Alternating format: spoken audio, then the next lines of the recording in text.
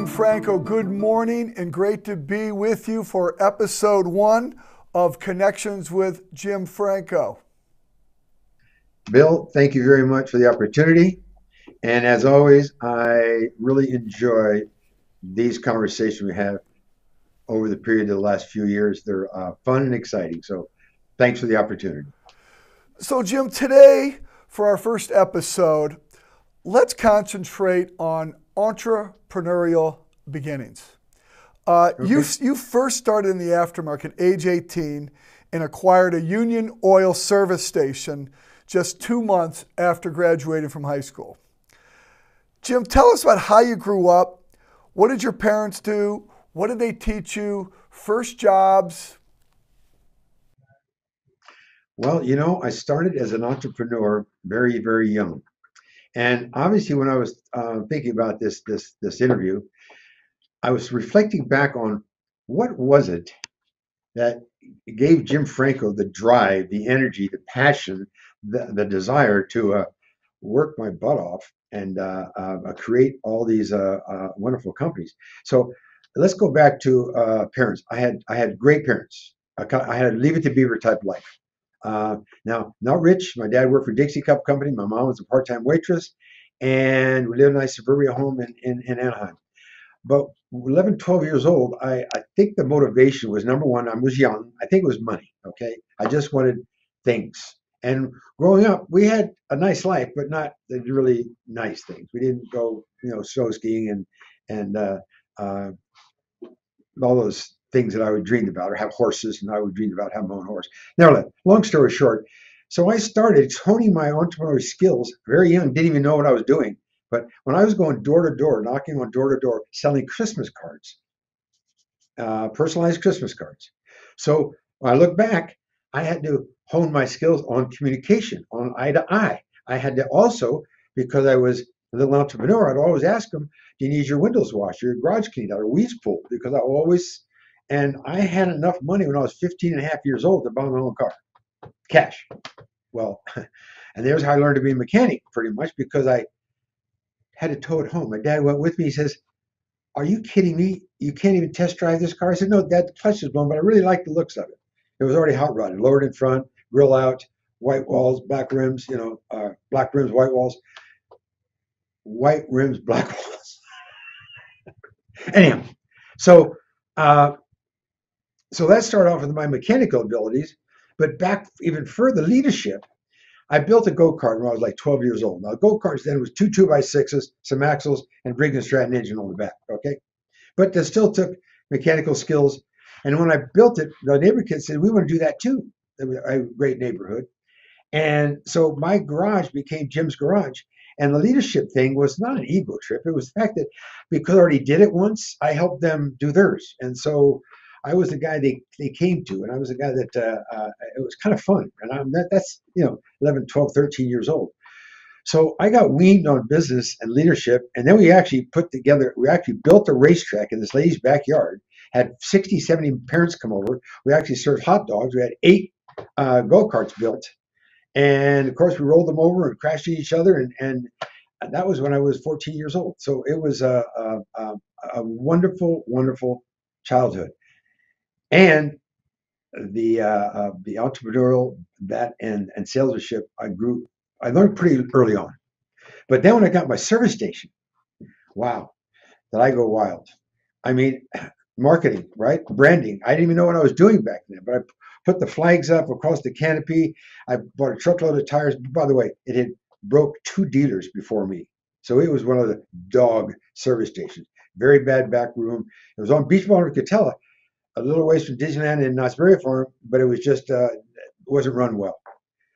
And I had to beg Union Oil for that. I mean, they weren't going to hand it over to an 18-year-old. I had to get my dad to co-sign, and I became a Union Oil dealer. You don't really own them. You just get to be a leaseor, basically.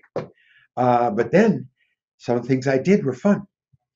When I first 6 months, I ran it by myself to make sure I could make ends meet. And then after I hired some employees, I would put a fan belt around their neck, sleeve, and they would wear it until they sold it. Well, that got excitement on the islands. Also, we had another contest. Both guys would run to the car, give them service. The first guy there got the order, started the gas, and he got to get under the hood. And we checked the battery, filled the water right on the island. We checked the radiator. There weren't pressure caps like they are today. Filled it up with water, checked the oil, and now they had a can of anti-rust in one pocket and a can of transmitted tune-up in the other pocket. They kept them in their pocket until they sold them. So that's kind of how I kind of built the salesmanship in my service station days. I put cars on the rack to look like we were busy, and but I did it for 5 years and double the gallonage. And they had you know how a Sparkle Girl program, Sparkle girls, little cuties came around, little shorts, and with their white gloves on, and they would grade you according to how clean your station was. Well, we went overboard. I polished the pumps, painted a 76 sign in the waiting room on the floor. I had everything just really clean. I had guys with bow ties on and shorts waiting on the islands, and won that contest a couple of times. So I'm the type of entrepreneur that I just kind of look at ways, and how I've really done it. I cheated. I just look what my competition was doing and try to do that in my budget, whatever it was, and I'll get the auto parts store in a little bit. How I merchandise it and grew that one. So it was a really, really good experience in the beginning. 18 years old, 19 years old. I thank the Lord above for that energy, drive, and passion and creativity. And you need all that stuff when you're an entrepreneur. Because I surely didn't have, I hate to say this, I surely didn't have the education. And one of the things I learned I like to pass on is kids, get a good education, be a good speller, be able to type, be able to have a good vocabulary. I had to do all that OJT because I didn't do well at school. In fact, I'm still waiting for my high school diploma. It's in the mail, they said. Well, I hope you get that diploma, but I think you're going to be okay if you don't get it. I kind of figured that out. So it was a great segue because you mentioned the auto parts store, because you ran a big A parts business for 22 years. Right. And you grew it into a multi-million-dollar organization. What were the keys to growing that business over 22 years? You know, once again, I said, how do these guys get their customers in the door? Well, first thing they did is they had what they call lost leaders. So I would paint on my windows and make up flyers. And by the way, this is a long, long time ago. I didn't have the money for an art department. So I used to go down to the stationery store and get these rub-off letters. And I actually built my own flyer. Polaroid camera, cut it out with scissors, put it on there, and then got them copied and spread those around the neighborhood. Windows painted, but I was always had incentive programs for my counter personnel because that's how I believe you build a business is creating a really positive culture. And since we're in the business of selling, why not make sure the customer gets everything they came in for, not take an order. Why don't you make sure you gave them the job? So make sure you've got the antifreeze and the clamps and stuff when he's doing a water pump, et cetera, et cetera. So, but I did some unique things. I recognized pretty quick that I really couldn't compete with the Napas and the Chiefs and the other guys because they were in the business and they could sell parts less expensive than me. But I got hooked on a machine shop. And I could go through a whole series of how I got started. But the bottom line, midway through, I had a huge machine shop building 150 engines, 300 heads a month. So I was a production engine builder. I was actually buying hard parts, less money than the local WDs could. So I ran that up the flagpole pretty hard because the Chiefs and the Napas couldn't compete with me on. I had 100 short blocks sitting in front of my store under the window. And a whole rack of heads where people would come in and dolly out with $1,000 worth of engine heads and gaskets and lifters. And I started marketing that. So pretty soon the penny saver came along and I go, oh, hey, I just found my art department. So I tell them what I want. They come back and show me the page. I tweak it and get it just right, put my special in there and get it out. And then we had another magazine called the drag scoop, because I got hooked up to the Orange County drag strip and built a funny car in the back of my shop and drove it, one of my many adventures. Well, obviously on the side of that, dear Hemi crowd, there was Unlimited Auto Parts and marketing my company. Plus, I personally, every single Tuesday and Thursday for half a day, I went to all the garages and the commercial accounts in the area face to face and asking for their business. So it just took time, but the twist was the hard parts was the thing that really separated me from the rest of the group. Ended up with 3 retail stores and a warehouse, and then fell in love with computer systems. So you got in the computer world in the mid-'70s, Jim. Right. You purchased Autologue about 10 years later in the mid-'80s. What attracted you to the computer business, and what keeps you invigorated about the business even today when you just celebrated recently your 80th birthday? Well, got to be honest. I call American Express and they're talking to them. They say, "Thank you, Mr. Franco, for being 45 years as a customer."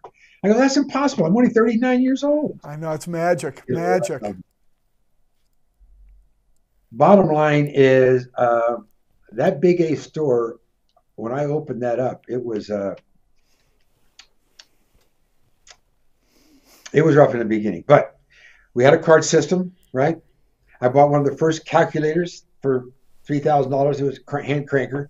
I just saw the inefficiency of inventory control, and my first Triad system, I paid $56,000 for it, and my new home the same year was $34,000.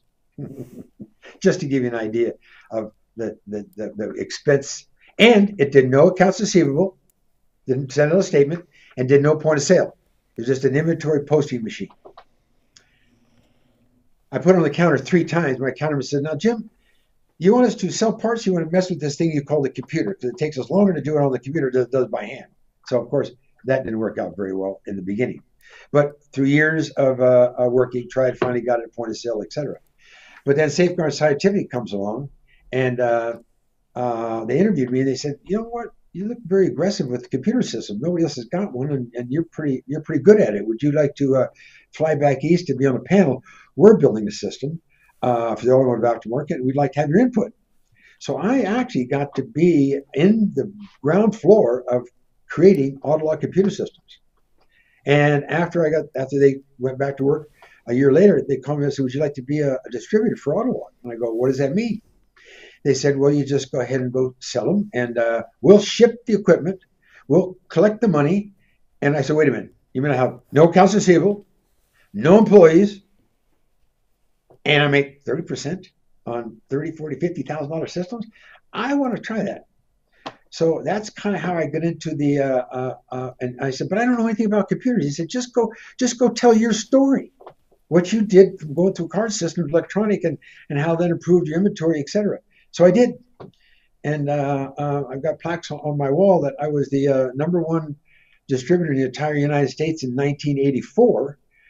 And that didn't help them because they've been losing them over $1 million a year for the last 6 years. And $1 million a year in those days was a lot of money. They said, "We're going to sell this thing or shut it down." I said, "Whoa, wait a minute, guys. The problem you have is you've got all these IBM guys trying to sell this stuff. You have to have people that know the auto parts business. This is a very unique business, different than any out there." And they said, "Well, you like it so much, why don't you buy it?" And I go, "But I don't know nothing about computer."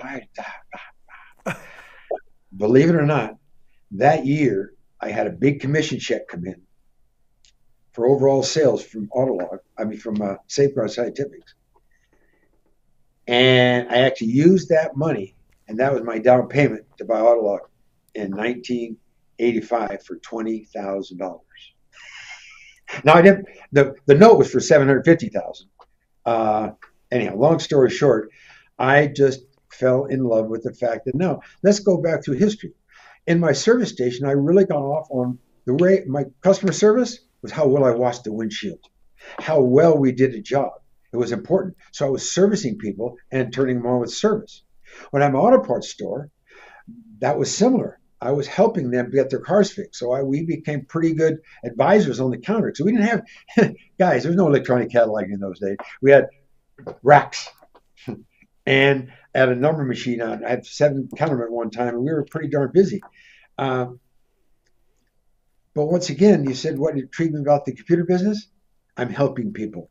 I'm helping people even today with technology and making their lives better, both in business and personal.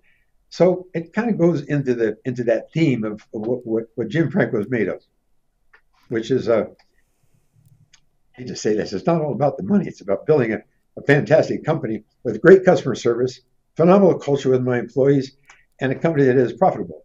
And that's it's worked out really well that way. What a great entrepreneurial story. Thank you. Well, it's been my pleasure, that's for sure.